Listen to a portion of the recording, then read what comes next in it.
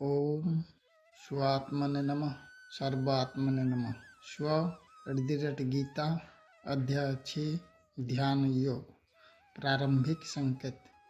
अब तक की यात्रा में अध्याय 1, 2, 3, 4, 5 ने विषाद, स्वधर्म, ज्ञान, कर्म और भक्ति के माध्यम से प्रकाश जगाया। अब समय है ध्यान योग का। यह मार्ग हमें भीतर ले जाता है, जहाँ स्व प्रत्यक्ष अनुभव बनकर प्रकट होता है। बिंदु 1, स्वयं का प्रश्न।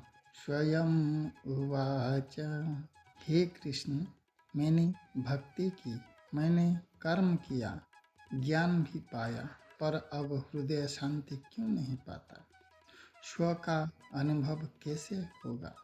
यहाँ स्वयं अब तक के अनुभवों को महसूस करता है, पर ध्यान की गहराई तक नहीं पहुँचा। बिंदु 2, स्व का उत्तर। स्व उवाच, हे साधक, ध्यान वह पुल है जो तुझे तेरे भीतर के स्व से जोड़ता है। साधक, एकांत में बैठ, श्वास को देख, मन को शांत कर, मन को हर छाया और भ्रम से मुक्त कर। जहाँ तेरा हृदय शांत हो, वह स्थान स्व का मंदिर है। ध्यान से तू समझेगा, स्वयं और स्व अलग नहीं, वह सदा तेरे भीतर अड़िग हैं। तू बस आभास को दूर कर। बिंदु 3, स्वयं की स्वीकृति। स्वयं उवाच, हे कृष्ण, अब समझ आया, स्व कभी बाहर नहीं, मन की गहराई में, मौन में विद्यमान है। यदि मैं ध्यान करूं, मन को स्थिर करूं, तो भ्रम से मुक्त होकर स्व का अनुभव कर सकूं। बिंदु 4, स्व का मार्गदर्शन। स्व उवाच, हे साधक, ध्यान में स्थिर रहना कठिन है पर आवश्यक है।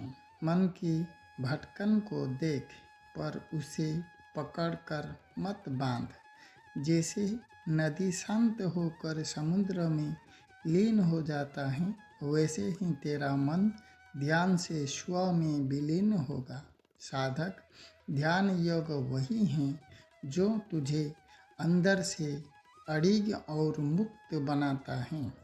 निष्कर्ष, ध्यान योग हमें सिखाता है, हृदय की शांति ध्यान से आती है। भीतर का स्व केवल अनुभव से प्रकट होता है।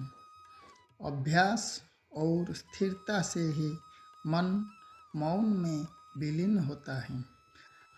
अध्याय 6 में साधक ने हृदय और मन को तैयार किया। अब आगे के अध्याय में गीता और वेदांत हमें यह बताएंगे कि स्व की अनुभूति केवल ध्यान नहीं, बल्कि संपूर्ण विवेक और दर्शन के माध्यम से भी होता है। यात्रा अब शुद्ध चेतना और अनुभव की ओर बढ़ रही है। स्व आत्मने नमः सर्व आत्मने नमः।